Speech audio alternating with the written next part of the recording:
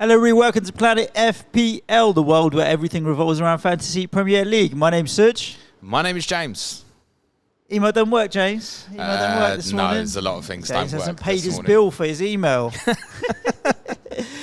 Good morning, everybody. It's morning for us anyway. I don't know what time people are listening to it. Good weekend, James? I've had better ones. Been down West London a little bit? Nice view of the Thames. Nice view of the pitch after I decided I was not going to be having my shit ticket that Fulham had, actually not Fulham, Tottenham had designated to me and went back up the back. So I had a great view of the battering that we took. Oh, wow. There was a moment on Saturday around about, 2:30, 3 o'clock, where I was looking, I was like, only 3 games this weekend, 4 games this weekend. The show will be not as long as normal. And then obviously you guys took a battering. I was like, I may as well bring popcorn to this one because it will probably be as long. You can rant as much as you want about Spurs on this episode. No, however, I won't do too much. One bad defeat, whatever. Yeah, you know what I mean? People lose perspective, and perspective is very important. A little bit of that. We'll do our usual game review, which obviously is only the 4 games. We'll skim over the cup ties. And then we'll talk a little bit of double game week projections, because I know that's what many are here for this week. They're just projections, as I'll talk through when we get there. But firstly, we must laugh at probably the worst blank game week of all time. Not a single player owned by over 20% in the top 100k returned. That's a good stat. I switched off, to be honest with you. I was the first time I'm checking my score is now. Like from yesterday morning, actually, to be honest, the entire weekend. At no point did I go and bother checking rank at all because I knew none of my players had returned. I'm on 19 points, James. No, you're not. Why? -4. Oh, yeah, sorry. I did take a hit. -4. So I'm on, 15 points. I bought Bowen and Porro. I felt like Porro for Trippier was pretty straightforward, considering the fixtures you had coming up moving forward as well. And I decided to gamble on Bowen as well because I felt like he was the only other player that I didn't own at the weekend that could have potentially gone off and hurt me. So I decided to get Bowen in as well with the view that I'm going to be moving Souček on in the coming weeks. So regardless, you'd think that taking a hit in a blank game week, it's got to pay off somewhere somehow. Obviously, clearly has not. Yeah, the appearance points will do it. No, it'd have been better off not bothering. Not even. What did you have? James. 9 players. I had 9 in the end. Yeah. So you finished what? Net 15. Yep. Woohoo! I beat you. Net 16 for me. Also took a -4. Brought in Maddison and Tony for their giant 3 points. My highest score was Areola. You got Areola, haven't you? Yeah. That's like a success this week. 3 points. Yeah. I mean, it's remarkable, isn't it? Tail of the tape of woe, Son captaincy. I went with 10 players in the end. Literally, it's just nothing there to speak of. I mean, you look at the team of the week. It's 5 Fulham players. We all should have known. Leno, Robinson, Castagne, Lukic scored his first ever Premier League goal. Muniz was a rare one for those who had. I mean, there's people who have Muniz who've outscored people this week. As you were. Chris Wood, we weren't even certain was going to start, scored. He might have a knock. Antonio, weren't certain he was going to start, scored. Soufal. Could have had a haul. Nice little assist. A couple of people might have had Soufal. Christopher Jair scored. Reece Burke scored. Braun Larsen's on penalties for Burnley. Actually, the Burnley guys on our Patreon were actually joking on the Burnley channel last week. We asked us about who's on penalties for. We don't know. We never get one. Sure enough, they did. After the magnificent Sergio Reguilon managed to lose his concentration. His ownership was something, wasn't it? I think people were thinking where to go with a Brentford defender. He was putting his hand up a little bit. Look, it was a shit week for me. I think that the person that could have impacted my rank most negatively, I think, was Flecken. Right. So it was like, how bad can it be? I mean, I've got a net this week of 16 points, and I've dropped from 159k to 168k. You can't believe it. If you'd have said to me before the week started, oh my God, 16 points, I'd have thought, there's so many players I haven't got, or differentials will have gone off, or be people like Kulusevski or Johnson who people would have gambled on, or Elanga people went on, Kudos who I didn't have. It was a green arrow, James. Unbelievable. You got a green arrow? I've got a green arrow, mate. Wow, when you have ranks like Suj has. Yeah. My rank matches my bank balance, peep, so moan as much as you want. I wish it did. You ain't that rich. I Bullshit. wish it did. One day. Who hurt me the most was Maddison's 2-pointer. Yeah, I think it was Fleckham for me, I think. Oh, unbelievable. So, look, we move on, and it is what it is, right? Back to a regular game week this week with a full set of fixtures. Any thoughts already on what you want to do, or not really? What, for 30? Yeah, have you planned ahead? So dependent on the fixtures. I could yet end up wildcarding this week. Okay. Possibly. I don't think so. I don't intend to. I think top of the targets for me will be a Chelsea player, be it Malo Gusto or Cole Palmer. I could get Mo in, but it'll probably take a -8 to do it. And I think it's more likely that I'll probably wildcard in 31. But I'm open to a few different ideas. A lot of that's obviously dependent on where the fixtures will go, which hopefully we should find out before the game week 30 deadline. I don't think there'll be a huge amount in terms of price rises that I'll miss out on, because I think most of the teams of interest haven't played this week, and a lot of people will wait for this announcement of fixtures as well. So I don't mind activating the wild card late. I'm one of them would normally be, I know I'm doing it, so I'm activating straight away. Now, I'm not so bothered on this one, but if it takes a certain path, I may end up, wild carding this week. So I think if I don't, Chelsea's probably top target for me. Yeah, I've got Alfie Doherty flagged at the moment. He obviously went off at half-time, didn't he? Yep. So we don't know what the prognosis is on that. In terms of sub-defender to come on for him, it's Gabriel. Gabriel Arsenal's not the worst player to have coming on, but obviously he's Man City away this week. I mean, I've got Gabriel busting the team over Doughty anyway. Really? Yeah. You think so? Yeah, Tottenham away. You could see Arsenal frustrating a little bit more than maybe... Not particularly. It's just we look at Doughty as like, Doughty attacking threat. Only, do we expect a clean sheet at Tottenham? No. We don't. Absolutely from Arsenal at Man City, but what's to say Gabriel won't score and they lose 2-3-1, right? Yeah, of course. And obviously, Carlton Morris up top as Tottenham away is not a great fixture, but I'm happy with the rest of my team going into this week. It's just those two Luton players. And I've got Souček on the bench as well. So I may make one transfer, which may be Morris, and I'll deal with the Doughty problem in the future. So, I'm fairly comfortable going into this week. I'm not likely to take a hit. I've taken hits in the last 2 weeks in a row to try and manoeuvre this situation. I don't feel like I need to force anything particularly this week. I think it's worth saying, look, that this terrible game week came off the back of what was largely a terrible game week 28 for many as well. So there might be a little bit of a low of morale at the moment and a lack of confidence in certain FPL managers. It's just a blip. This doesn't mean all future blanks are going to be terrible. This is the worst blank game week I can ever remember, when average points are 12. Yeah, it's crazy. It's madness. What's Muniz scored more than that? Yeah. So, crazy game week. I always suspected it wouldn't be good, but I didn't think it'd be that bad. You've got the combination of Fulham being the only team that kept a clean sheet. I didn't think there would be any that kept a clean sheet. That's the first time my team, Tottenham, failed to score in, 39 Premier League games? Yeah, I was going to say, you've been on such a hot run of scoring goals, and you've blanked. And it was inevitable eventually, right? Everyone's got to lose sometime. Of course. Including Leverkusen. Good luck with that, boy, by the way. Listen, I was happy with that draw, to be honest with you, in the sense that if you're going to win it, you got to beat teams, right? So what else are you going to do? What are the alternatives? Liverpool, AC Milan are in the draw as well. You could have had a better draw, mate. What, Marseille? Well, yeah, it would have been better than Leverkusen. Yeah, sure. But at the end of the day, if you want to win it, you're going to have to beat one or two of Liverpool or Leverkusen or AC Milan. I don't know who's better at AC Milan and Roma these days. Probably Milan at the moment, although Roma have improved since they sacked you-know-who. They've just become saying, more attacking, have they? It couldn't be any less, good though. So anyway, everyone's got to lose sometime. You lost your scoring run eventually. Does that mean that looking at Luton at home next week, you're any less likely to return? No. I still potentially leave the armband on Sonny for this week as well with Luton at home. Yeah, not so sure about that as I was pre-deadline. Yeah, that's your bias now coming in. No, it's on his positioning. He might end up going back out to the left now, right? Which is less appealing. Know. Let's talk about these 4 games that we had. Burnley 2, Brentford 1.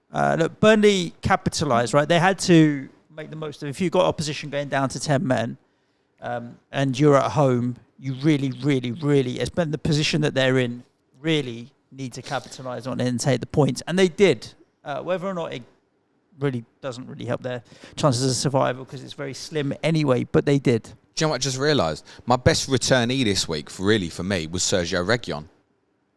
By other people... By default of taking -3 off of everyone else who had him, quite possibly, yeah. I mean, it took all of seven minutes, didn't it, for the majority of people to know that, there's problems here happening with the game week. And we should largely overlook what happens afterwards because of that. What Brentford did to deal with the situation was just shove Ross left from right wing back to left back, go with a back four. To be honest, Brentford equipped themselves pretty well by the looks of it, considering they played nearly the whole game with 10 men. Massive win for Burnley. Fofana finally took a chance in the second half, and there'll be a few people will have had him. Remember, he'll be ineligible for game week 30 because obviously he's on loan from Chelsea. Yeah. That's our feature clash of correspondence this week. By the way, Chelsea v Burnley tomorrow with Gary Mansell and Jack Toner. We think that Braun Larsson's probably on the penalties now, but it's not something you're going to be looking at. Lyle Foster returned as a substitute, little bit of a bonus for Burnley.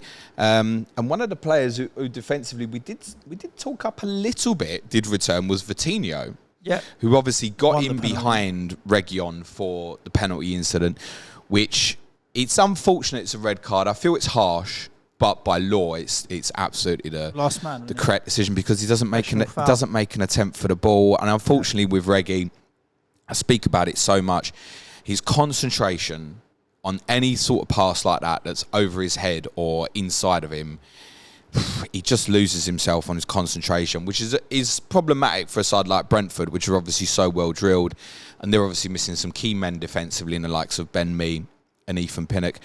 I do think it's worth saying Brentford's fixture run from here till the end, I think actually is pretty good. I think probably of the sides that can't double, theirs is the best. Particularly once you get sort of beyond game week 32, their actual final fixtures are pretty decent. Sheffield United, Luton, Everton, Fulham, Bournemouth and Newcastle at home is their final 6. And because they don't double, I think a lot of people will overlook them. And I think the likes of Tony, a returning Bumo, who came off the bench yesterday, and perhaps even a defensive one like Flecken, particularly maybe if you're not bench boosting or don't have the chip left, might be one to keep an eye on for the rest of this season, actually. So I'm still pretty confident that they'll be all right, Brentford. I think the next 3 have challenges, which is Manchester United at home, Brighton at home and Villa away. But even then, that doesn't hold huge amounts of fear. So probably falls into chip strategy camp in terms of whether you're just going to completely overlook Brentford or not. I don't think you necessarily should completely overlook them, but we know what happens, right? If people are looking to bench boost in game week 37 and they haven't got a double and their one fixture's Bournemouth away, that's one of their tougher ones left. People are largely going to overlook them, aren't they? Burnley are also obviously going to be very much overlooked largely from here on in. Change of keeper, which seemed like a random one. It's something we've mentioned a lot this season. It seemed like a random time to do it. But Muric looked like he played quite well in goal. Made one very good save from Johan Visser in the first half. Particularly bad this season. No, I think he's been improving a little bit actually, but he's obviously made the decision to change it. I don't know if that was, and the game wouldn't have played out as such. I don't know if it was influenced as well by, with Brentford, if they're at their best, you're going to get a little bit of a bombardment from throw-ins and corners and the like, and whether that was part of the reason for the change. Did you see the near own goal as well? No. When Darroche passed it back to Muric and he wasn't in the goal because he'd moved to the side ready for the pass. O'Shea never looked, played it straight back, and Muric wasn't in the goal. He scrambled back and managed to literally just clear it off the line by a couple of inches in time before it went over. That was one of Brentford's better efforts. So, look, big result for Burnley, bad result for Brentford. I think Brentford are worth keeping an eye on. I still don't see Burnley getting out of it, and I still think Brentford will be all right. I note, by the way, Kieran Maguire said on the Price of Football podcast that potential announcement on Nottingham Forest point deduction could be this morning. Oh, wow, as soon as that. So we might even have something before the end of this podcast, possibly. The Premier League like to announce stuff straight after we finish recording. Yeah, normally. It seems to be the regular way. Either they announce stuff on purpose when we finish recording, or we just record so much that there's always a bloody recording going on. I'm not looking at either of these two teams at the moment, to be honest with you. No. We talked about Forest there that you mentioned. Luton 1, Nottingham Forest 1, keeping it tight right at the bottom. I mean, this is a game that had Forest won and built up a little bit more of a gap between them and Luton, they might have felt, okay, there's a bit of breathing space here. Luton will be happy to have kept them in check, really, in the end. I watched the first half of this, and actually it was okay. If you look at it on paper, Forest had more of the chances. Luton definitely had more of the ball. It did feel like Luton were playing better, but when Forest did get into the final third, or were able to get in behind with Morgan, Gibbs-White and Elanga, they've got some quality there. So they had more threat, even though Luton had more of the game. But you could see both teams were going for it. I do think Luton are still going to give a lot of teams a tough game, but they're 5 points adrift now, I think, isn't it? Yeah, the problem is as well, I think of the sides down there. 5 is Burnley. I think they've got comfortably the worst set of fixtures left. They've got 3 fairly attractive home games left. Bournemouth at home, Brentford at home and Everton at home. But they've also got to go to Tottenham, to Arsenal, to Manchester City, to Wolves and to West Ham. Yeah. They do on the last day as well have another decent home game, which is Fulham at home. I mean, from them 4 home games to stay up from here, I don't know, sort of 8-9 points at a minimum probably. And you probably got to be picking something up on the road as well. I don't think it would have been over if Forest had won at Luton, but if the announcement would be no point deduction for Forest and Forest had won, then I think, it probably would have been curtains for Luton. So, but one win and Luton could go above Everton, Forest. So it's just as long as you keep staying 1 victory, 3 points away from getting out of it, they'll feel like they've still got a chance. And they still got the ability to hurt teams with I don't. Barkley and Bene and so on. They've got some all right players in there that found a system. They haven't failed to score in months, Suj. Yeah, I know. Second to only you. Obviously, you've lost your record now, so I think they must have the longest scoring streak. I think when they lost at Manchester United, which is like October or November, I think is the last time they failed to score in a Premier League game. So possible one to note for those with the likes of perhaps Porro and Udogie for game week 30, that they still maintain the threat. That said, this late equaliser... I expect them to score against you. Oh, it wouldn't surprise me. Listen, I fancy anyone to score against us. That late equaliser is the first big chance in the game. Luke Berry also summing up a typical blank game week. First ever Premier League goal. See his interview after the game? Nah. Yeah, he was so proud. He's got his first ever Premier League goal. He scored in Luton in all 4 leagues now. I did a goal. That's a cool stat to have for a team. He's a player who, when he scored, for those who were just following it, say on the official FPL Twitter account or something, goal, Berry, people would have just gone, who? Yeah. It summed up the game week as such. Yeah, I mean, Luton still possess an attacking threat. For those who've got, you've got Morris, for those who've got Barkley and stuff, you're probably not comfortable looking at what's next. I mean, the next 2 just is Tottenham away and Aston away. So I don't see, if people have got some Luton, fine. No one's buying that new, I don't think, for the rest of this season. You could make a case maybe right sort of game week 34 to the end if you want to carry an enabler, and perhaps you don't bench boost, but even still there ain't going to be many weeks you'd find to start it. So I think it's only a case of if you were looking at, say, a 3.9 enabler or something. And as you said, Doughty might even be unavailable, and that's a major blow as well because of his delivery. It might make Barkley a little more attractive for those who own, because I guess he'll take over a lot of the set piece responsibility under that circumstance. For Forest, they've got a couple of good fixtures coming up. Palace at home, Fulham at home. We're going to preview that Palace game on Clash of Correspondence next week with Mark Southerns and Rory McLaughlin-Dowd. I'm pretty confident that Forest have got enough fixtures where they'll pick up points and be okay from this, irrespective of what the deduction is. I think they're going to be all right. I think this was a key game not to lose. Rather than a must-win for Forest, it was a not-lose. I can see frustrations under the circumstance that they've not, but I think it's fine. If you've gone for the likes of Wood, Elanga, Gibbs-White, Nico Williams, I saw a few people going for. That's fine for game week 30 if you're carrying through. If you've used them just on free hit, you're probably not going back, I don't think. Those who went for Hudson-Odoi will be disappointed. That's a few games in a row now. Origi started on the right-hand side, and I don't know if that's potentially going to stick now. He had a great chance which was Reece Burke. I think it was a last-minute clearance off the line. Yes, which would have been the Langer assist as well. Yeah, he should have. everything was that's going to go in the back. And Elanga also had one cleared off the line in the second half, didn't he? So I think particularly for the Forest players, chances, but Luton controlled a lot of the midfield possession. There's fine margins there where they could have ended up winning, say, 2-3-0, and actually the Forest players would have looked like they returned quite well this week. So, yeah, not a terrible result for Forest. Maybe a case to keep an eye on a few of theirs, not for Luton going forward. No. Cool. James, I will read to you. If we've played worse in a half this season, I'm struggling to remember it. Fulham deserved their lead. And then, not long after, worst two halves of the season, probably Fulham thoroughly deserving winners. Yeah, that's from me. SofaScore says that you had an XG that was nearly as much as theirs, 2.76 versus 2.41, James. You had 14 shots, 4 big chances, all missed. So it could easily have gone differently, even based on a goal or two going in. Though, at 0-0, Maddison has a reverse shot that goes narrowly wide at a near post. Maddison then sets up Sonny for one on the angle, which you'd fancy him for, and he ends up putting it over. Those are both at 0-0, right?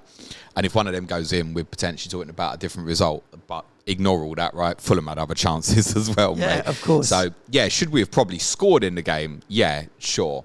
But I guess it was probably a little bit inevitable that when we eventually did fail to score in the game, there was probably going to be one where we missed some glaring chances. But don't let the stats fool you that Fulham were thoroughly deserving winners. They were excellent. Really, really good. Palhinha back in the team? Yes, which I think is possible a consequence of not winning at Wolves last week. And we spoke last week about the amount of efforts they even had at Wolves in defeat. And I mean, if you look at their home record this year, they've lost 4 home games, Fulham. Brentford really early in the season, which had a little bit of a consequence for a red card. They lost to Chelsea quite early in the season. They lost to Manchester United in the last minute in a quite a drab game. And lost at home to Burnley very randomly in December.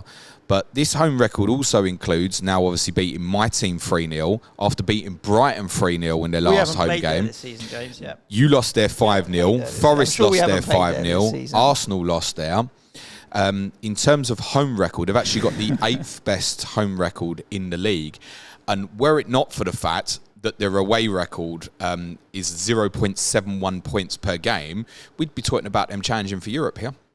Yeah, I mean... City and Liverpool still got to go there. They're 6 points behind us, which is 7th. They're right, and it's quite compressed there between kind of 6th, 7th, and all the way down to 12th. I was like, well, my thoughts around Fulham are really...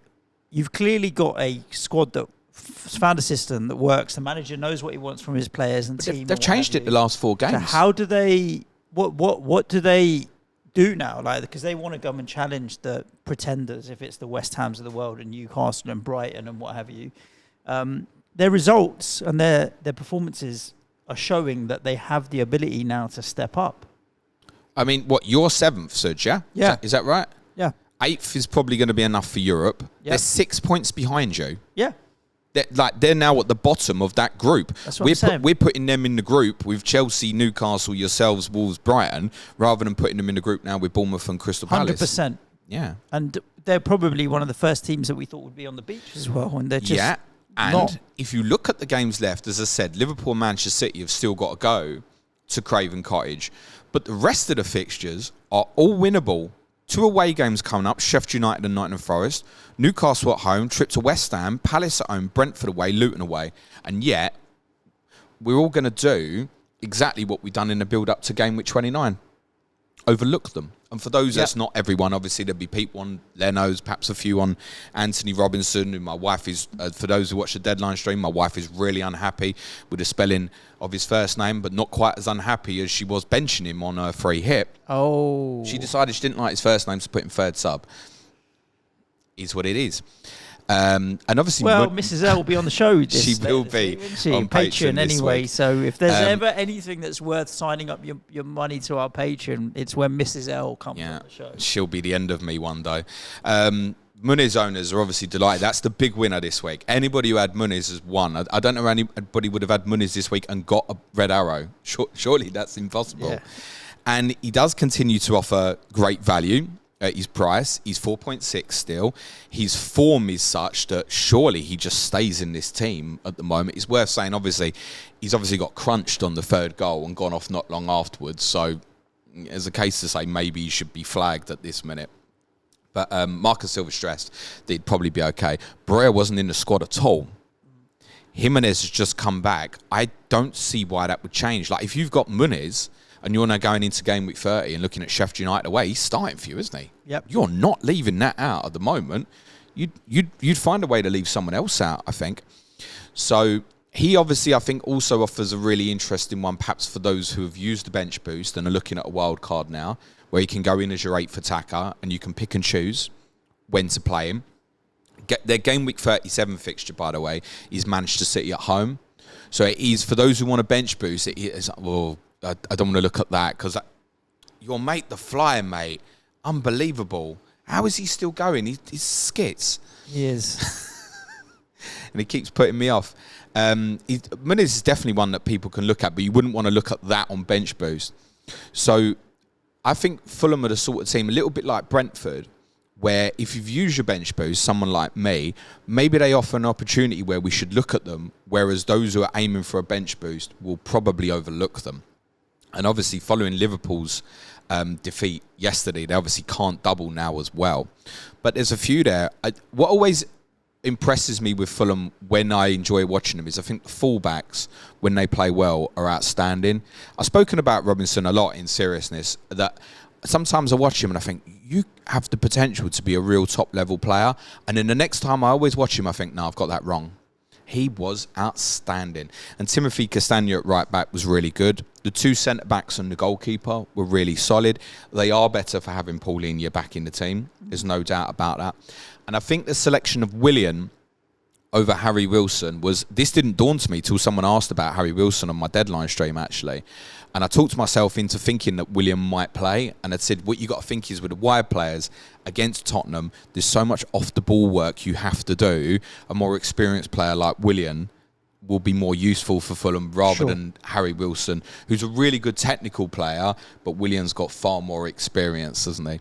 He played really well. Alex Iwobi, you always know you're going to get 100% commitment off. And one that people certainly would have overlooked nearly exclusively in game week 29 and might not be a terrible one, again, for those who perhaps aren't bench boosting later in the season. Andreas Pereira is playing much further forward now, much more like last season when so many of us owned him for long periods. But you wouldn't pick that over Muniz at the moment. And I think, again, those who are wildcarding must surely look at it.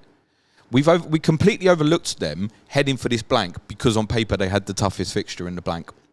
And yet, over the last 4 games, they've beat Manchester United, Brighton and Tottenham and deserve to beat all 3 of them. Crazy. For my team, yeah, probably, it's probably pound for pound the worst performance of the season. I think of some others that have been bad, like Wolves away, but there was more mitigating with that with absent players, straight off the back of that farcical game with Chelsea. There's no excuse on that at the weekend. I'm not going to have, Mickey van der Ven didn't play. That shouldn't be an excuse. Dragoshin wasn't the main problem, but one interesting thing is when you look back on the first goal, he's desperate to hold the high line, Dragoshin. So he ends up a little bit deeper than Christian Romero. He plays to the left of Romero, and he's obviously picking up Muniz. And he's desperate to hold the line high, which I don't know is normal for him. I've not watched enough of him at Genoa previously. And you can see he's trying. He's really trying with a consciousness to hold the line. What then happens is, though, he holds it too high. Romero drops off a little bit, and Muniz can obviously see the back of Romero's shirt and just gets enough of a yard to be in front. I mean, the finish is brilliantly done. And it's just a minor error, I think, of like learning. Yep. And it's not happened for a long time, but you might remember at the start of the season, I spoke about this a lot with Tottenham about there'll be a couple of slappings in there, and afterwards we just put our hands up and go, I don't know what happened there. And I kept using a reference of Crystal Palace away. Now, in terms of difficulty level, I don't think Crystal Palace and Fulham away are miles away from each other. Certainly if Probably Palace, similar. If Palace have got all their play, Eze, Elise fit and all that sort of thing, which they didn't that night when we went to Selhurst Park back in October on that Friday night. And I think this is it. It's felt like a long time coming, but this was the sort of defeat that we kind of long predicted all season would happen for Tottenham at some point. It's frustrating because it's come off the back of the outstanding second half performance at Villa last week, and it's that stops you from thinking, wow, this is a disaster. I mean, we've lost 3 league games since we lost at home to you in the start of December, when we began to get players back fit. So it's not like it's a disaster run. Is other teams probably better than us have lost to Fulham this year. In fact, it definitely is in Arsenal's case. Just a really, really bad day at the office. But it's a little bit conflicting now for the FPL assets heading into 30. So before the weekend, I was quite bullish about, Son against that weakened Luton defence for captaincy in game week 30. Yeah, I'm prepared to take Haaland on. You know, when Haaland's got a home game, even though it's Arsenal, I don't really want to argue unless there's an opportunity there that's good enough. Ask me now where Son plays against Luton. I'm not sure. Richie's obviously back fit. Presumably he'll go away on international duty with Brazil. It might be that he comes back in through the middle against Luton and Sonny goes out wide. If Sonny does go out wide, that's not as attractive. If Sonny goes out wide, Brennan Johnson won't be in the team. But who's your alternative captaincy? Just go to Haaland? Cole Palmer's another. Home to Burnley. I can see a lot of people captain Cole Palmer at home to Burnley. Why not fucking Muniz away to Sheffield United? Why not? I mean, why not? Yeah, with the form he's in. I think looking at it, Cole Palmer versus Burnley or Sonny versus Luton, I'd actually probably say Cole Palmer over against Burnley. I think just the physicality of the game against Luton, it might be one that passes Sonny by sometimes. Yeah, but then the one thing about Luton is, listen, he can still return from out wide, and particularly against an opponent like that, right? If he plays on that left side, then he plays against Ogbene, who's an offensive player who wants to either push on, or he ends up against Kabore and the right-sided centre-back, and Kabore's concentration's useless. Awful. He made a couple of really bad fouls. So Sonny can still return, and Luton aren't like most teams at the bottom. If you look at the teams, if you kind of bracket the bottom 6, and you can probably throw Palace into this as well, considering my team played them at home very recently. Luton are the outlier of that bottom 7. You know that they'll come and play you. Yep. They're not just going to sit in and camp in. That's gone for them, I think. Plus, they're too weak with their individuals defensively just to camp in. If they came in and just camped in, I'd be quite happy with that. Whereas certain ones like Forest in 32, you think, well, that might end up being a bit of a slog if we don't score early, for example. So, yeah, Sonny's still under consideration for captaincy. Brennan Johnson owners, for those who bought, this is why I didn't want to buy him. There was rumours on Friday that Maddison hadn't trained. And I wouldn't be surprised if that's correct. And partly, obviously, he went off early. Yep. Now, I think investment in him new, if he were going to do it, would have gone. He'll obviously go away with England. If Maddison's fit for game week 30, he'll start. There's no question about that. And it's the same for Kulusevski on the right. But I think if you were investing in Tottenham, I think that moment's probably been and gone. I think, to be honest, just a really, really bad day at the office. Let's just try and put it under the carpet, hopefully, and give credit to Fulham because they were exceptional. Yeah, they've been decent.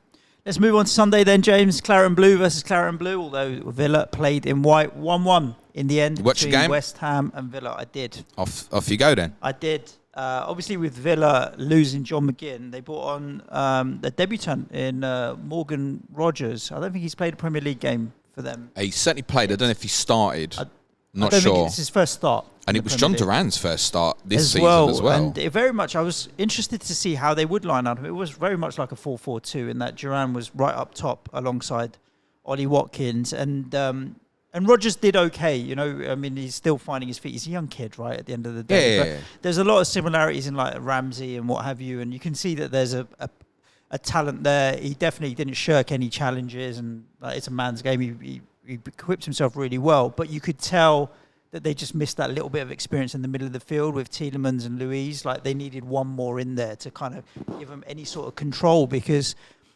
Longley and Torres, being two left-footed centre-backs coming in, couldn't control the distribution. Like, it was too easy to force them down blind alleys and make them make mistakes in the first half for West Ham. And we did well from that kind of point of view. Villa didn't particularly offer too much attacking threat, really. They're obviously a good team with good players. West Ham, on the other hand, like I thought it would, the new front four of Bowen back to the right, Kudus over to the left, Paqueta in as a number 10 and Antonio up top, stuck for following on from the Freiburg game as well, where obviously we were very attacking and did particularly well to steamroll them, really, is really interesting now. I think that's going to stick for a while, which means Ward-Prowse out of the team and Calvin Phillips obviously. Must credit you, mate, because you said that on one of our pieces last week. You said you thought Antonio would be back in the team and Ward-Prowse would now miss out, and he was right. I don't see it. I see Alvarez. So Ward-Prowse, Phillips, and Souček are fighting for that other midfield slot alongside Alvarez, because the rest of the team is playing too well like that. And I think the interesting thing is, particularly with Freiburg, in the first half, Alvarez and Paqueta were the two that were highest leading the press quite often. Or Paqueta would go forward and be the one pressuring the centre-backs. But then Alvarez is almost playing in a number 10 position as ready to cut off the balls off the ball, 100%. We could certainly see a high press yesterday as well. Positionally, it's like they go right high. And so you're almost like Alvarez, my holding midfield, but in the opposition half, cutting out the passing lines. And it worked really well. So we see so much more man-to-man orientated press from teams now. So much more. Completely. And then Antonio kind of drifts out to the left or the right more than actually being the one that leads the press, because Paqueta's the one that actually is the one that leads the press. And it worked really well for West Ham. I think both those two games, we've seen that if we try and have a bit more impetus and attacking play, there's goals in that team. And look, 2 disallowed. We had the ball in the back of the net 4 times. Obviously, 3 of them disallowed. I'm not sure what the first Kudus one was. VAR will get all the talking headlines. Foul in the build-up, wasn't it? I've not seen that one. They were all just... And the last one was the most frustrating, where it was like, if you can't figure this out for 6 minutes, then you can't figure this out. Although I do think Souček was a arm ball. I think it's the right decision, unfortunately. I tell you why. I don't think Antonio's was though. I tell you why. I think with the Souček one, I think it's kind of unintentional, and obviously by law, technically, if it doesn't directly lead to, i.e. Souček scores himself, technically it should stand. So what they'll have looked at with that is, does it have a high influence on Wham's next, i.e. is it accidental? Probably yes. But Souček steams in to try and obviously score, and there is one angle of it where you can see his arm comes forward like that. I don't think he even means to do it. I think it's natural. But that ultimately decides the fact that the ball goes in the net. Yeah, I think I've got no issues with the Souček one other than how long it takes, man. And it ruins it, where I was watching it on the telly and the kids were doing something on their computers, and then goal. So I went over to look at the kids that wanted some help with something, and like 5 minutes later, my wife's sitting over there and she's like, goal's been disallowed. I'm like, it was inevitable at the point that the guy went to the monitor. I was at my dad's. We was watching Man United against Liverpool, and I had SofaScore sitting like on my lap, and I was like, it's come up West Ham has scored, but there isn't a confirmation on anything yet. And the score. Eventually, it was like 2 minutes later, it was like the scorer's up. Then 2 minutes later, the assist was up, and he was like, "Is it confirmed?" And I'm like, "I don't think it is. Something's going on here." So it took forever in the end, and frustrating. I think Villa now have conceded 4 against you, and they didn't look great at the back at all, to be honest with you. So whilst we've tried to do you a couple of favours in the last week by beating Freiburg and then now taking some points off Villa, mate, you didn't do your own job. But no. Listen, well done to you for the last week. But Villa, they're not looking right at the back. There's just something not quite right there. Just one point on you obviously winning on Thursday does mean it's about a 70% probability now that fifth place will get Champions League place. Until we lose to Leverkusen. To be honest, no, I don't think that, because I think the projections will have Leverkusen beating you anyway. Yeah. So if you beat Leverkusen, that's it. It's done, basically. But I think the projections in the percentages will be that Leverkusen beats you, so I don't think that has a huge bearing. Whereas obviously, because you were behind to Freiburg, it was kind of like a 50-50 and a bit of a sway. But one of the things I discussed with Clayton on our Patreon podcast on Friday after you won was, I said I wouldn't be surprised if we end up with a narrative here where it's going to be, does anyone want to qualify for the Champions League? Do you remember, I think it was the 18-19 season. You and Arsenal. And Chelsea and Manchester United as well. No one wanted and it was like, it was the results in the running were so bad. I think Arsenal and Tottenham were roughly tracking at about a point per game over the last 8. Yeah. They ended up finishing 4th, 5th. Chelsea finished 3rd. And you might remember United had a terrible as well. They got smashed like 4-0 at Everton, had some other bad results after they'd had a really good sort of January to March. And one of the things I said to Clayton on Friday was that just psychologically, just knowing that 5th might be enough, we'll have a different psyche. If you look at the biggest disappointment from Tottenham's performance at Fulham was, it was the first time I looked at them this year and I think, you're lacking something physically. I mean, look at Udogie on Johnson on the second goal, for example. Like, it's disgusting. You haven't seen that sort of thing from my team this year, where it's just become like really easy and passive off the ball. And I just wondered, last Sunday was like, you can't lose at Villa. There's real pressure on it. You can't lose. Whereas this week, you flipped it and you're now favourites with the bookies to finish 4th, and 5th might be enough anyway.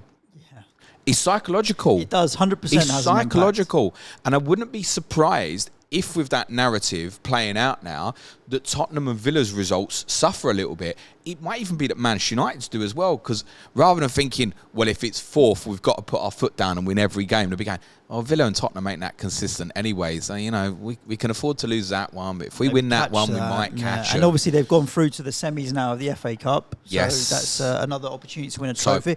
We could see another all-Manchester final, potentially. Villa and Tottenham, the difference between this year and the 18-19 season is Villa and Tottenham have horrendous run-ins anyway, in terms of fixtures. The fixtures are awful but don't be surprised if there's some sloppy results even amongst the good fixtures, because the psyche is, well, it doesn't matter so much. And Ange coming out going, don't matter where we finish anyway. Yeah, it does, by the way, mate. But, mate, you see that. It could be that it's, 5th will probably be enough. Honestly, it does have a psyche on the two teams. I can imagine. So, not a great day for Villa. I think, obviously, both teams having big wins on Thursday night. How were they going to respond on a Sunday? But I think from a West Ham point of view, like if you own the likes of Bowen or you've gambled on Kudus or whatever, they could have all returned at the weekend, and will continue to do so. And I do like the new setup with Antonio back up top, Bowen on the right, Kudus on the left, Paqueta pulling the strings in the middle, and then Alvarez or Souček pushing up as well. Do you think that sticks for the next two, Newcastle away and Tottenham at home? Yes. Yeah, I think so. Moyes didn't like to mix it up. I think the only weird thing was when he took Antonio off, which was around 70 minutes or something like that. He's just come back, isn't he? And he said afterwards, a little bit fatigued. He put Ben Johnson on. You've got the opportunity to go like for like with putting in Danny Ings on, who's been okay in different games. He brings Ben Johnson onto the right, Bowen back up the middle. I don't know why he didn't play. He explained it away, and he said there was a period at the game where Villa were dominating at that point when he made the change. As in we sat in and deep. he wanted to find different avenues of trying to get out, rather than just going with something the same. That's what he said. So you were also winning, right? So at that point, if you do go a little bit more defensive and stop... Who did Villa draw in the Conference League then? Lille. Okay. Which is challenging. Yeah, Lille probably would have gone into the draw as third favourites behind Villa and Fiorentina. So, yeah, challenging one. And interesting for Villa as well. Second leg away in the quarterfinals. And if they hit the semis, it'll probably be Fenerbahce, also second leg away. So they're not a gimme to win that competition at all. I think the most likely of the English teams now to get to a final is Liverpool. Well, I mean, that was obviously the case anyway, based on what they Liverpool had a good draw in Europa. It's a challenging one for yourselves. Obviously, for those who don't know, City and Arsenal, tough draws, Madrid and Bayern respectively, and then we'll play each other in the semis if they both win as well. So in the Champions League, you got the top four in the betting. I've landed on one side of the draw, very similar to what happened at the quarterfinal stage with the draw last year as well. Yeah, it just goes that, I mean, the standard in Europe is high. I suppose it's almost, that's why when West Ham drew Leverkusen, for example, I'm like, well, almost like, you have to take this seriously. You can't, if it was a Marseille or something like that, we might think, well, we're expected to win that game, maybe even a Roma, but we're not against Leverkusen, so it means you got to turn up or you don't. And we do have the second leg at home, as opposed to Aston Villa, who have their second leg away. Those ties are 11th and 18th. I really wanted Benfica because I'm actually in Portugal for the 11th and the 18th. And the 18th, I'm going to be in Lisbon, where I've got a couple of good friends that are Benfica fans. It's like, it would be nice to watch us beat Benfica in Lisbon while I'm there. But unfortunately, we drew the Germans, but so be it. Sorry, mate. On Villa... Yeah. Since the two brilliant results in December where they beat Manchester City and Arsenal back-to-back 1-0. At Villa Park. At Villa Park, yes, but they've also, since then, they've had some difficult results at Villa Park. My team won there well, Newcastle won there well, and Chelsea won there well in the FA Cup as well.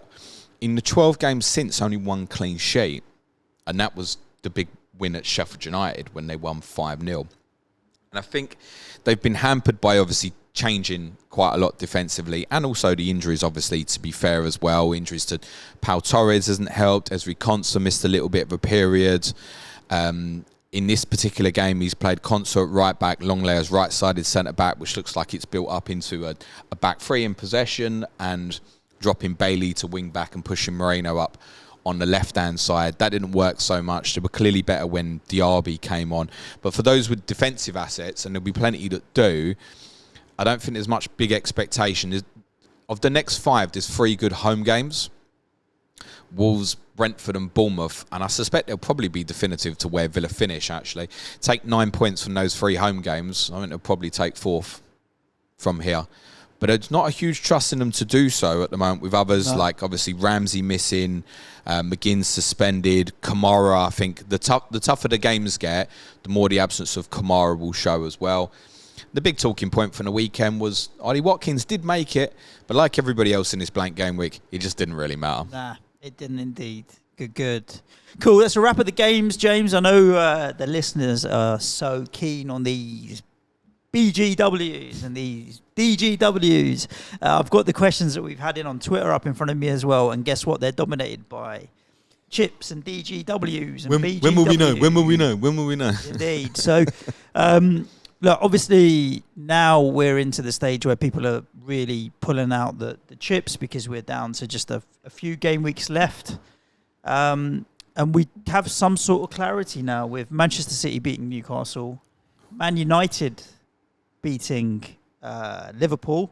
Yeah, I'm going to do... Chelsea beating Leicester. For advanced tier patrons, I'm going to do Manchester United against Liverpool and talking tactics this week, because what United did from the moment that they were losing... what was the second equaliser? When did the second equaliser come to make it 2-2? Or 2-2. There were so many goals, I can't remember. And these drugs are killing me, Suj.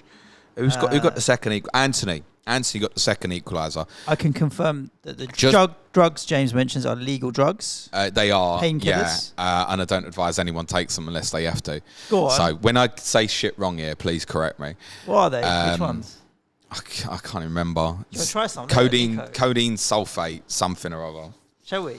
You can't get codeine. Before Q&A, just for shits and giggles. Guys, you can't get codeine over the counter, and there's a reason why. Yeah, cocodamol. It's a bit of paracetamol and... Yeah, you can't get codeine over the counter. Stuff. No. Okay.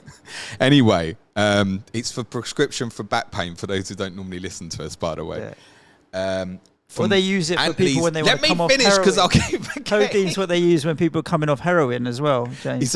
I'm pretty sure I've never taken heroin in my life, genuinely, and I can guarantee you I never will.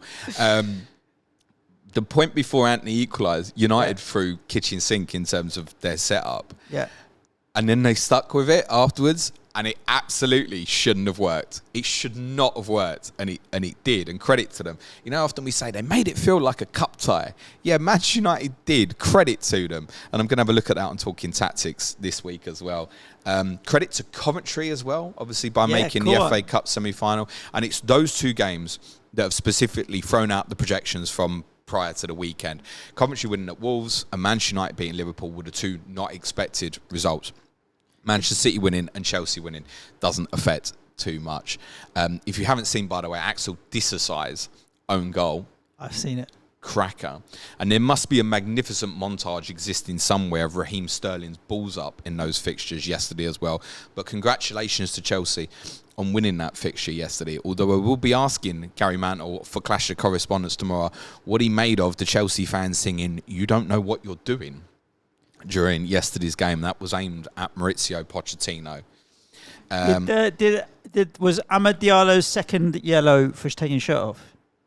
Yes. What a twat. Well, I was going to buy him this week in FPL as well. When it happened, I'm sitting there, I'm saying he'll get sent off, and my wife's having a paddy. Why? What's he done? I was like, he's taking his shirt off. He literally got booked a couple of minutes earlier. He's going to get sent off. It was so late in the game that it It was either Liverpool were going to equalise or it was going to go to penalties or United won, right? If you beat your local, I say local rivals, they're obviously rivals in the 120-something minute. He's a young boy, right? I would take that red card. People forget they paid a lot of money for him, Amad Diallo, and he's been hampered by injuries. He had a loan at Sunderland where he did quite well, but that's why we've hardly seen any of him this year. And it's another one added to a young attacking talent with the likes of Garnacho, and he takes the goal extraordinarily well because Garnacho's pass to him actually shit, and he takes it and scores the only way that he can. So full credit. I can understand why he's lost himself there, mate. You're a young boy and you've just scored against your biggest rivals in the 120th minute. I think I'd take my shirt off and take the red. I think I would take the red. I reckon you'd have taken your shorts off as well. Gone full Kets Bayer, tried to take his boots off on the lot. Mate. In any case. What's happening with these blanks and doubles then? What do we now know? What do you think is going to happen? Okay. First thing to say is 2 years ago at this time, we started with the intro where it said, let me tell you a story. This time I'm going to say, if you want to jump to the double game week and projection chat, jump to about minute 49. Let's start with what we know. Arsenal versus Aston Villa in game week 33 is safe. I mentioned this on the last chip pod, that it was a small possibility that the game could be postponed, subject to the dates of the European fixtures in the quarterfinals. Yep. That's now not a problem. That game will go ahead in game week 33. There are, due to the FA Cup quarter-final results, 3 games postponed from the weekend. That's important to state, in game week 34, because they can still happen in game week 34. Those are Brighton versus Chelsea, Manchester United versus Newcastle, Tottenham versus Manchester City. The other 14 teams will play in the Premier League on the weekend of game week 34.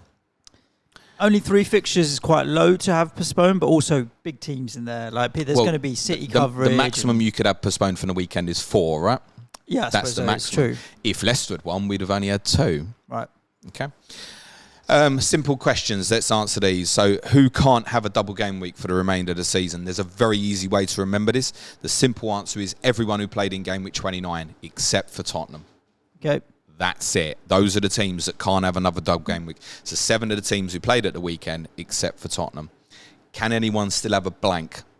Yes, there is a tiny possibility of Tottenham, but the only real answer here is Brighton and Hove Albion are the only team that could blank. Now, if Brighton blank, that's because they'll double in game week 37 and most likely one of 35, 36, though there is a tiny 32 possibility as I'll cover. Which week would the blank for Brighton be from? 34. Okay. So their fixture with Manchester City is postponed from the weekend.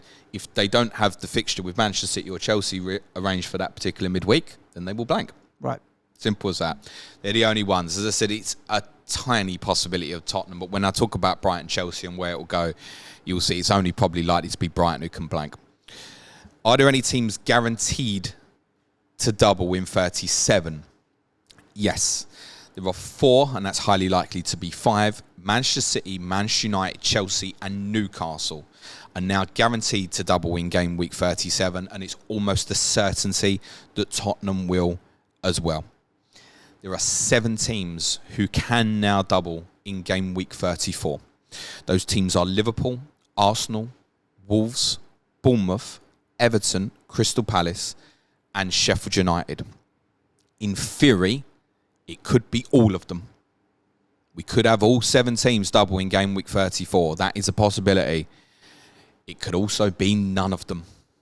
It is genuinely possible that none of them double in game week 34. Those 7 teams will have a double in one of game week 34 or game week 37, not both. As discussed previously, the teams that would double in 34 and 37 would be different. Can anyone have more than one double game week? Is the follow-up question. Go on, jump in. No. Wait. Yes. Brighton. No. Well, Brighton will have more than one double game week, but they won't be in 34 and 37. So Chelsea are guaranteed 2 double game weeks. Okay. Got 3 games to rearrange, right? Right. One will go into 34, one will go into 37, and one will go into somewhere else. Yep. 34 cannot be the double for Chelsea because they play Manchester City in the FA Cup semi-final that weekend. So they'll definitely double in 37.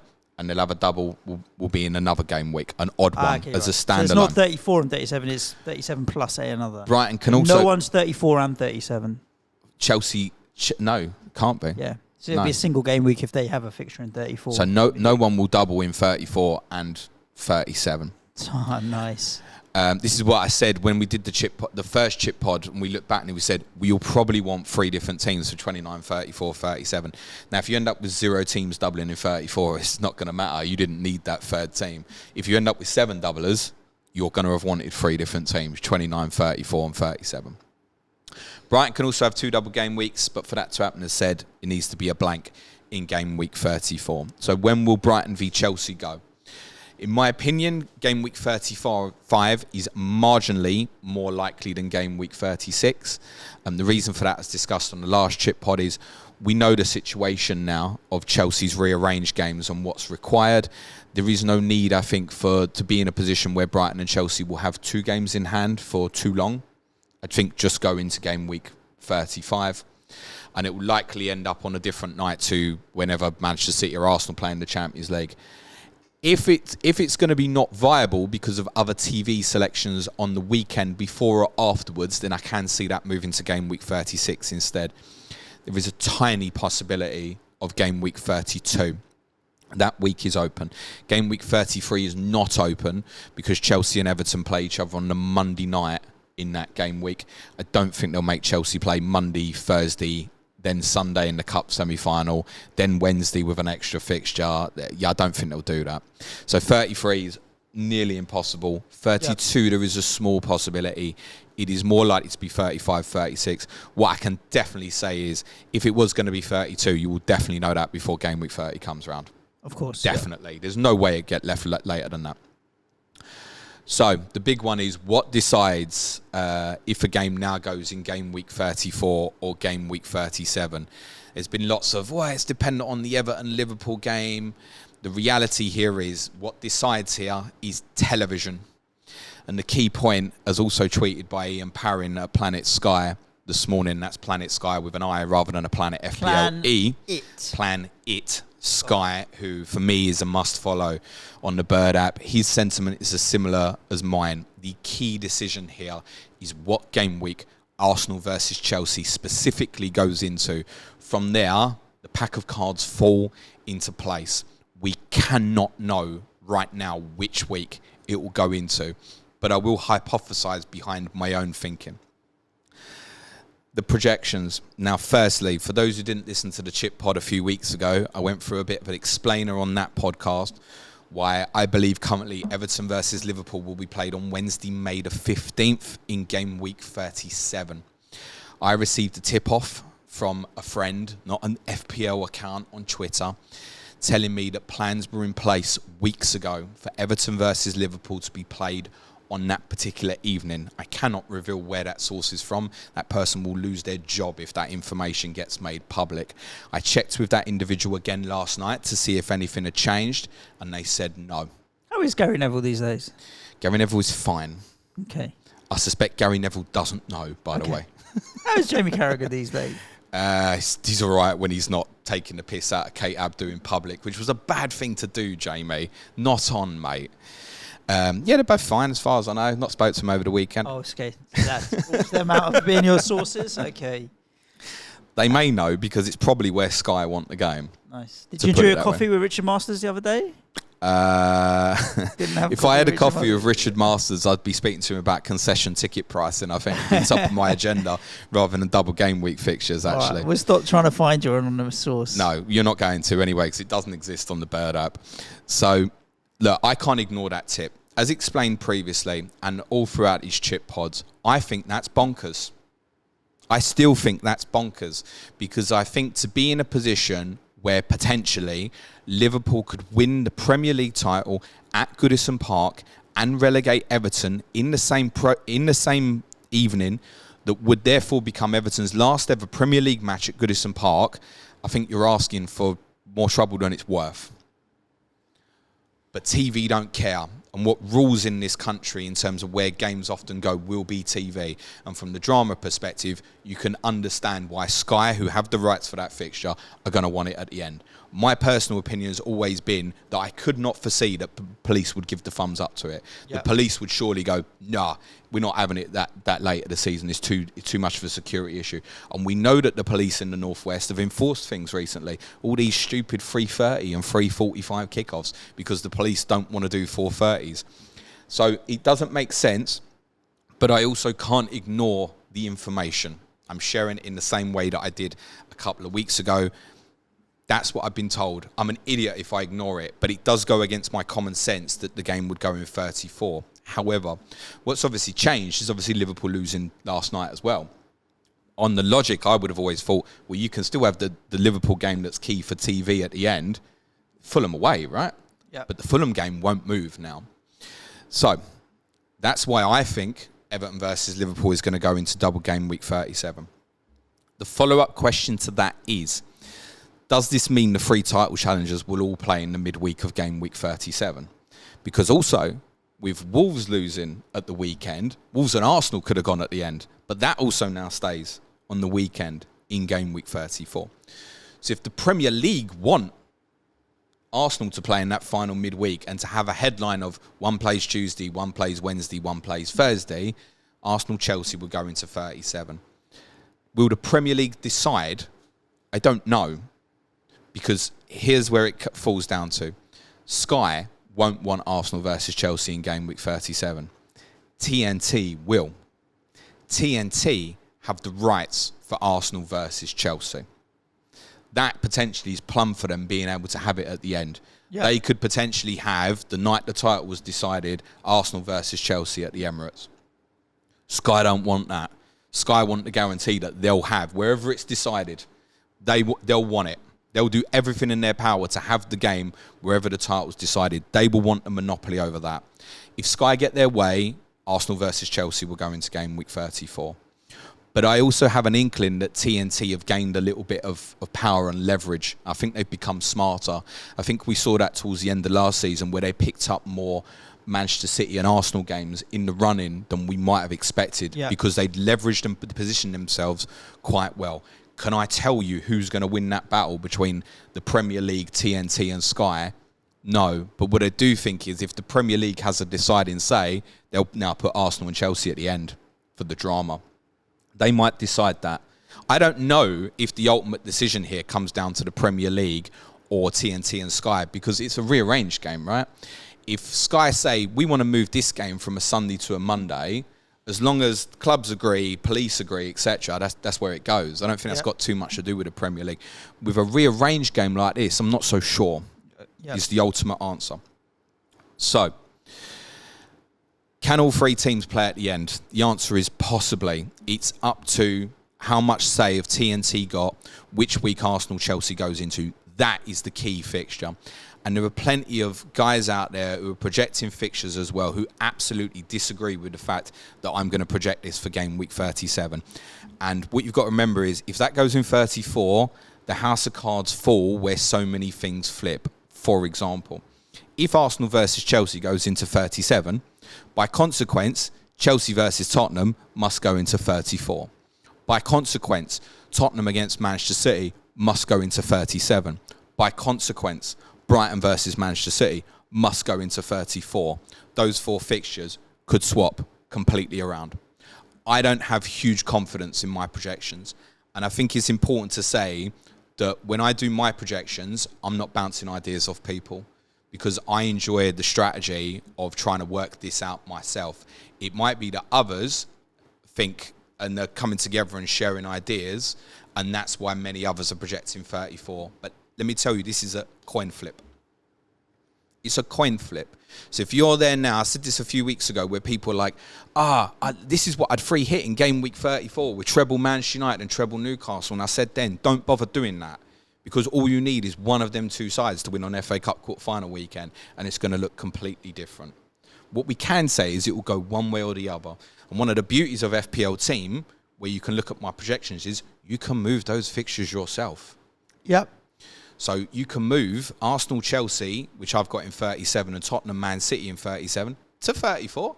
And you can move the Brighton-Man City game and Chelsea versus Tottenham to 37, if you would prefer. Couple of key points on Arsenal-Chelsea as well. Sky, I think, are also leveraging for Arsenal-Chelsea to be the Tuesday night in game week 34 specifically, because Sky have chosen to put Leicester and Southampton on Sky that night. Now, those two are obviously both going for promotion in the Championship. Yeah. Leicester are kind of at minimum going to finish top 3, but it's a big game, right? Yeah. There were both Premier League games last year. You can get decent viewing for that. So Sky, I think, are thinking, well, we can put Leicester Southampton against Arsenal Chelsea. Now, chances are nearly all of us will watch Arsenal v Chelsea, right? Because of our interest in fantasy and the Premier League. But there'll be enough people who don't have a TNT subscription, like, I'm going to watch Leicester Southampton that night. So I think that's how Sky are positioning themselves. It also means, does Sky put a big Premier League game on that night? Not necessarily. I also think, and thanks to Talon Nadeem, who's also a brilliant header you should follow, he's got the projections the opposite way round to me, as is Ben Krellin at the moment. Tal's a brilliant one to follow on Twitter. It's TALHA_Nadeem_90 or something very similar to that. But if you search TALHA, you'll find Tala. He's such a clever guy and understands very well how the manipulation of the TV selections can work. I also think the FA Cup semi-final dates can be important in terms of giving us an indication here on what games go well. So, for example, if Sky are going to try and push Arsenal versus Chelsea to be on the Tuesday night in game week 34, that can't happen if Manchester City and Chelsea is the FA Cup semi-final on the Sunday. Won't make them play Sunday and Tuesday. By default of that, Chelsea obviously wouldn't be able to play on the Tuesday in game week 34 either, which would almost definitely leverage that probably Manchester United and Newcastle would end up on that night instead. But I think City and Chelsea will be on the Saturday in the FA Cup semi-final, and I think Manchester United and Coventry will be on the Sunday. I think there'll be enough heads in terms of trying to organise fixtures for that midweek will probably ensure that Manchester City versus Chelsea is the FA Cup semi-final that's played on the Saturday. Also, as said, Arsenal versus Chelsea and Tottenham versus Manchester City, therefore basically you can pair up. They'll go in the same week, whether that's together in 34 or together in 37, and you can make the rest of the fixtures kind of fall into place from there. It's worth noting as well that the following weekend in game week 35, we don't know this yet, but City and Arsenal might have to play on the Saturday, right?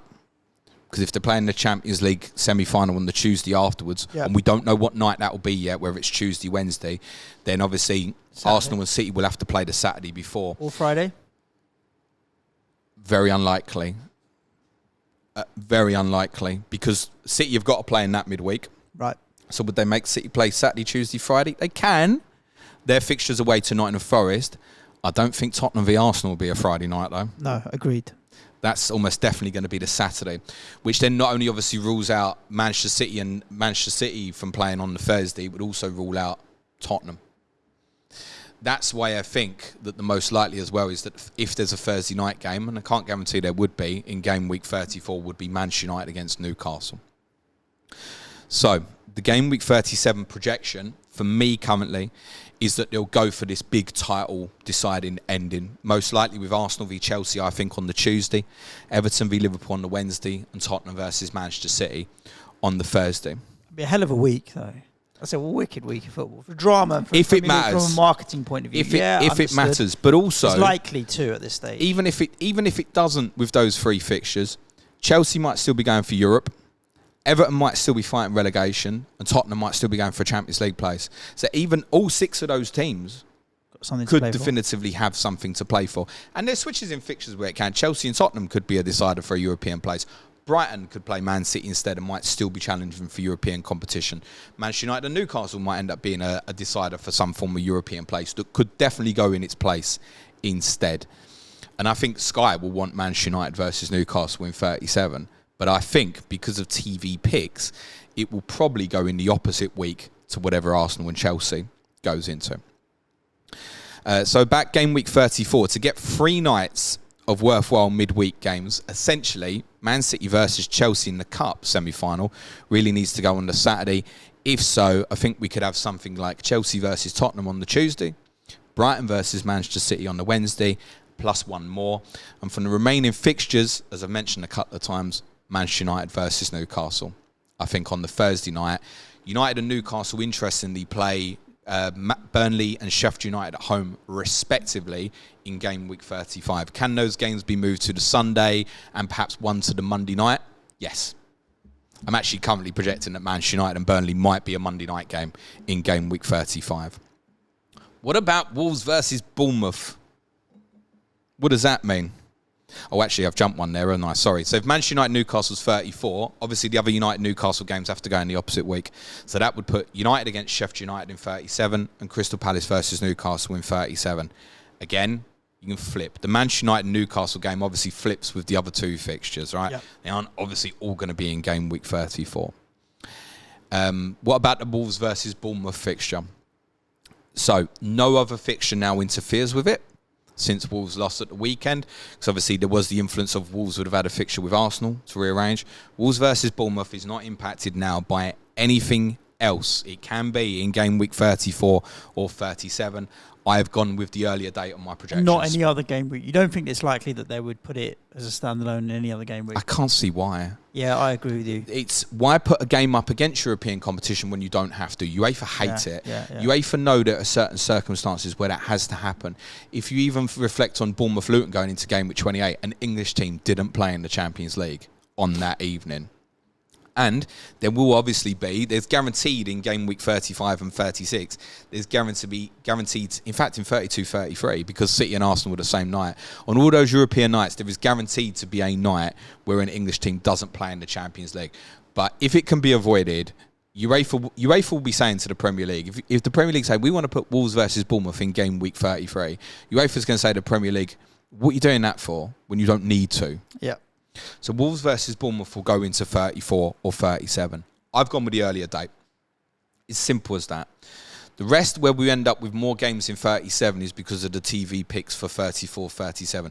Wolves Bournemouth is not going to be picked up by TV. Essentially, it's a coin flip for which one it goes into. I think on my projections, we've got more games in 37. I also think, why wait for the end if you don't have to?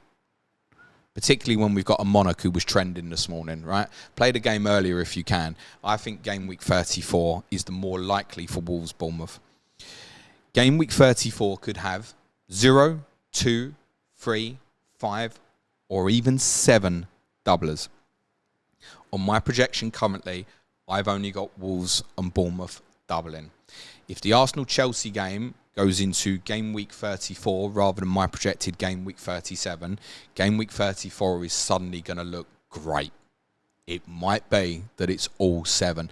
I think it's unlikely because of the info that I've been given on Everton versus Liverpool. That would mean it's 5. But that would make it more attractive than what it currently looks like with Wolves versus Bournemouth. By the way, for the record, the other fixtures that week, if they both double, Wolves have Arsenal at home and Bournemouth have Aston Villa away. How much do you like it? You'd make a case to say, what, game week 34, best captaincy, Suj?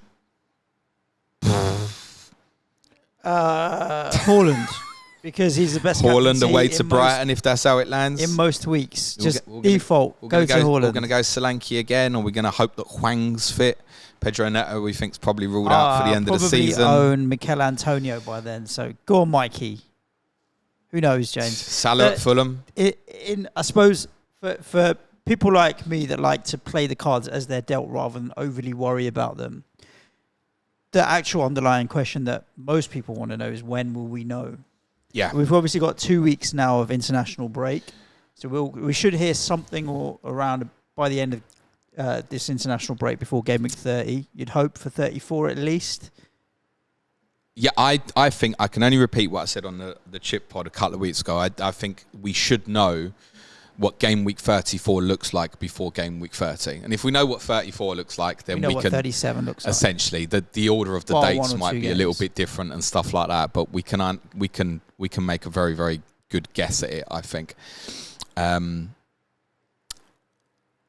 FSA, the Football Supporters Association, chased the Premier League last week for information on when match weeks 33 and 34, no, it's just 34, isn't it? 34 and 35 would be announced. 33 has been announced because they partially announced April, didn't they? They announced up Half to and half. 33. And they intentionally, and I think this is the right thing to do, by the way, they intentionally left 34 off so they could organise it around the FA Cup semi-finals that weekend and also sort out the midweek of fixtures, which they couldn't arrange before because you didn't know who was winning the FA Cup quarterfinals. I think this is the right thing to do. The FSA has said that the Premier League would be back in touch with them this week. I think, however, that the defeats to Wolves and Liverpool in the FA Cup has probably cocked up a load of plans. And I wouldn't be certain that it's this week. Because I think it was probably, if you're prepping for something, you're going to go, right, with them 4 favourites win, we know what we're doing, I think. But the game's changed because 2 of the favourites at the weekend lost. So now you need to have new discussions. If Sky were planning on saying, we're going to have Wolves and Arsenal win game week 37 and we'll force Arsenal-Chelsea into 34 because we've got first pick of that or whatever, well, they can't now. And that's not to say that Arsenal-Chelsea will go into 37. As I said, that's the key one, and it's a coin flip. So I wouldn't be surprised if it's not this week. That'll cause a bit of panic, but we should know next week. Can I promise you that they won't piss this up the wall? No, we've seen too many times in the past them piss it up the wall. But the reality is, with no teams playing between now and next Friday, which is 11 days away, should Sky, BNT and the Premier League be able to put their heads together and conclude this? Yes, absolutely they should. They should. Can I guarantee it? No. But we should know. I'd put us knowing before game week 30 at somewhere circa between 90 and 95%. Wow, okay, so we should. But I can't say 100%. They absolutely should. But I've seen them cock it up before. So yes, that's the key one. If you are taking my projections literally, please don't. I can't stress that enough. And it's not I'm right, he's right, or it's a war of words. We're all just trying to understand it in our own ways. And as I said, I think it all completely falls on Arsenal-Chelsea on what week that goes into. I've seen someone respond to Ian this morning and say they'd heard Arsenal and Chelsea was proposed for the Tuesday or the Thursday night in game week 34. Well, I don't think it will be the Thursday night because Arsenal have gone through in the Champions League, so that doesn't really make much sense to me. Could it be the Tuesday night? Yeah, but then the Manchester City-Chelsea Cup semi-final's got to be on the Saturday for that. So I won't be surprised either way that it lands, but I think the Premier League might try and force through to have that incredible week at the end. So that's why I've gone with the projections that I have currently. In terms of chip usage, bench boost is either 34 is going to look really good or 37 is going to look pretty good. Simple as that for those who've really got it. I obviously think currently on my projections 37 will look a little better. The only thing to say on that is obviously if you have a double game week at the end where you've got Liverpool, Manchester United, Tottenham, Arsenal, Manchester City all doubling, you want to get your big hitters from all of them and bench boost, you're going to find that difficult. And I think if the projections go the way I've done it, there will be quite a heated, because Twitter is a shithole and people on it like to act aggressively. I think there will be kind of a war of bench boost 37 versus free hit 37. But it'll be fun. That's the whole point of the game. Yep. I wonder how free hitters did this week. Probably not great. So I think the better bench boost will be the week that has the most doubles. Now, we could end up with kind of a split where we have sort of like 5 in 34 and 6 in 37, and it might come down to preference from there. What you might find is if we ended up with, say, just 6 teams doubling in, say, 37, you might find that, again, it's just the big hitters. But within that, there'll be people like Palmer who are perfectly enableable to get. You know, take examples like, say, Palmer and Gordon in 37. Well, you can easily have both of them, can't you? It means having people like Fernandes or Rashford and these sort of people, I think it's going to be more difficult. But then you go someone like Garnacho instead. Well, that's easy as an 8th attacking choice, isn't it? So I think it would probably be whichever week is bigger. On free hit, similar. It's going to be circumstantial, obviously.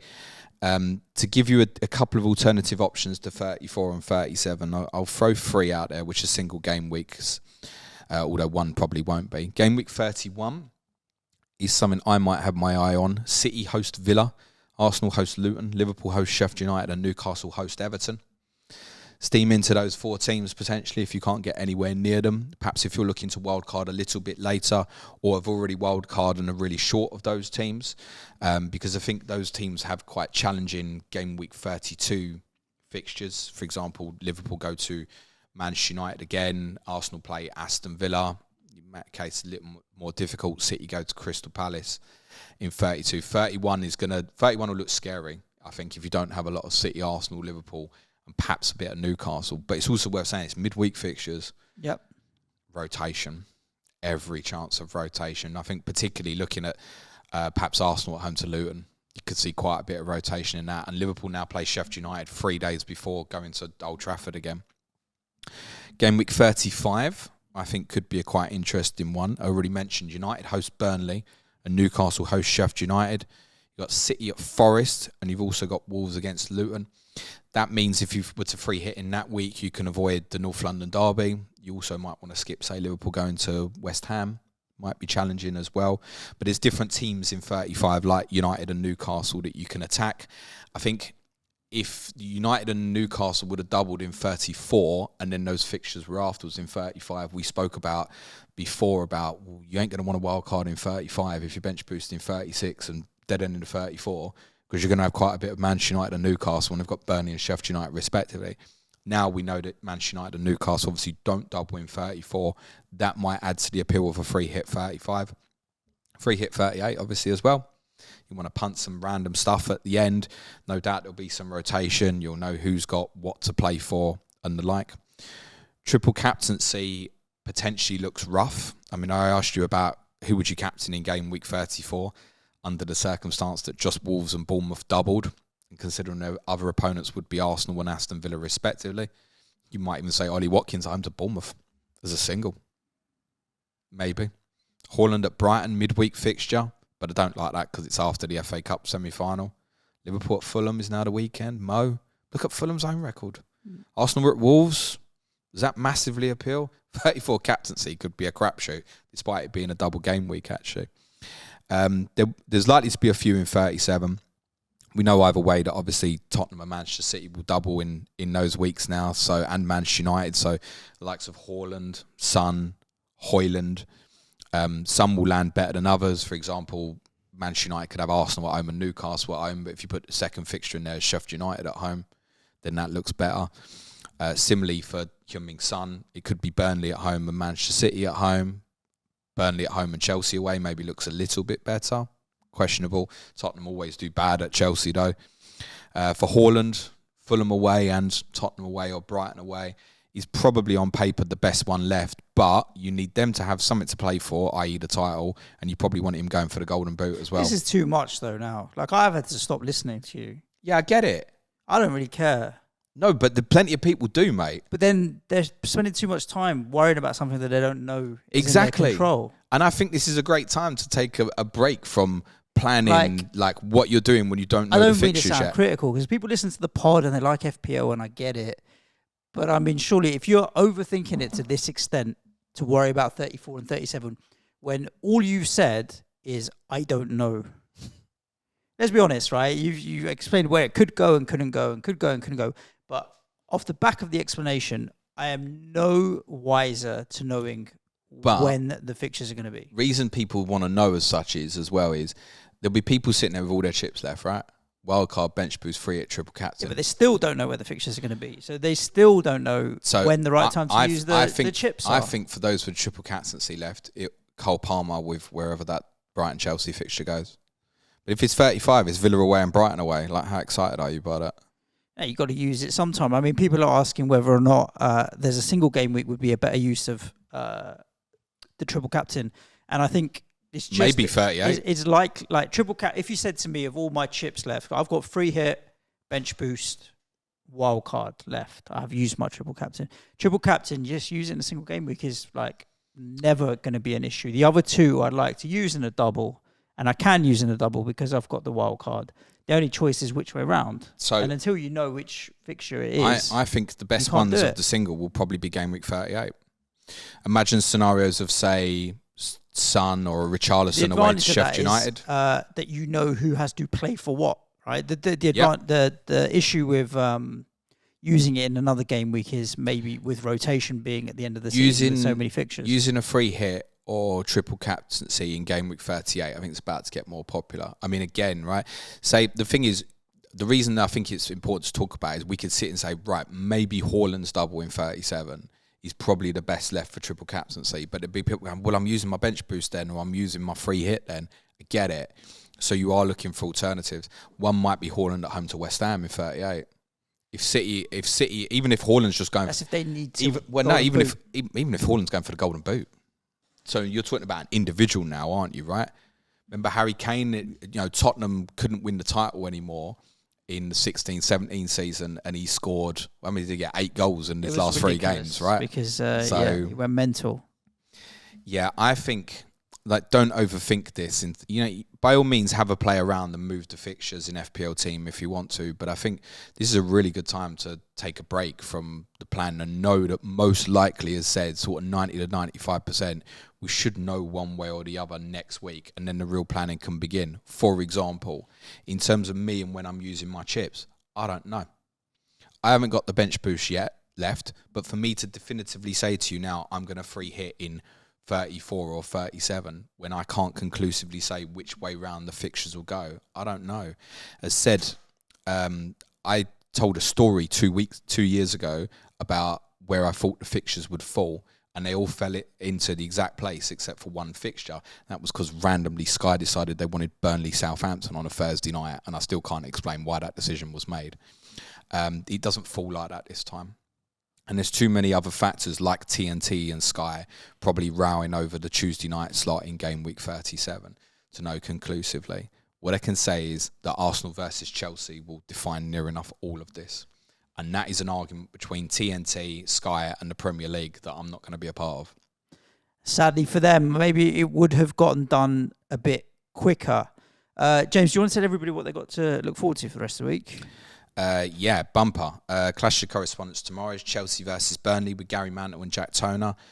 Wednesday, Sky Fantasy Football podcast. On Thursday, the Fan View, I'm delighted to say Gemma and Harrison Eno will be joining me for a chat on West Bromwich Albion and the promotion race in the Championship. Friday, I'll be streaming slightly later than planned time originally. It's going to be around about 3 p.m. UK time. Our Patreon podcast this week. For those who want to support the show, it's Q&A today. Tomorrow is a quiz, which one of our patrons, David Beaton, is hosting with myself. Wednesday will be Tottenham. Thursday is Money in Football Suj. You're going to like this one on the fraudster who owns Fleetwood Town. And on Friday, as said, my wife is going to be joining me. Has been much demanded recently, and as it's international break, we're going to make that happen. Special Q&A with me and the missus on Friday. That particular one will be available for basic plus tier patrons as well. The advanced tier content this week includes my away days trip to Fulham. It's a short video this week, so there was no fucking celebrating at the end of that one. Tomorrow, the unanswered queues. I covered the majority of the questions sent in for this particular podcast.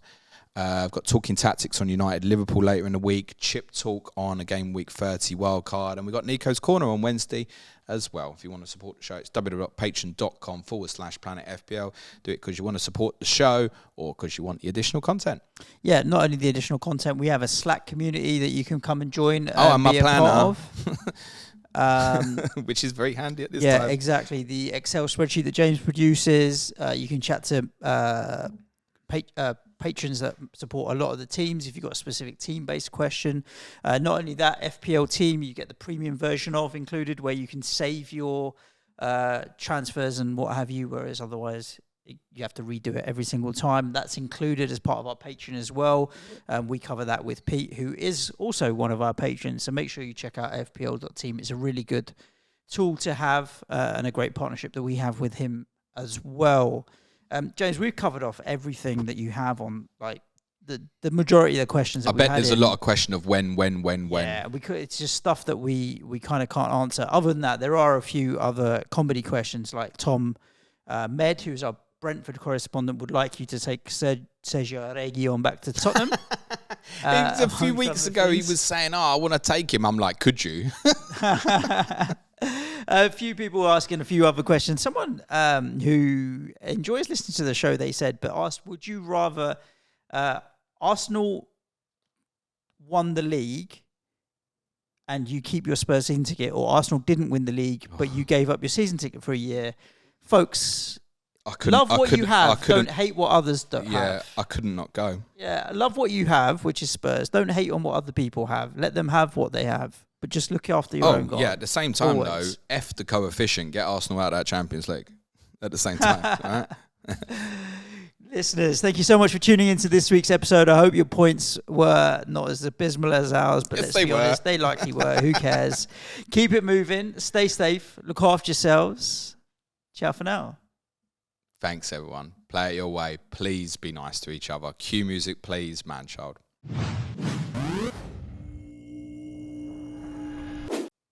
There's your hour and a half. Yeah, somehow.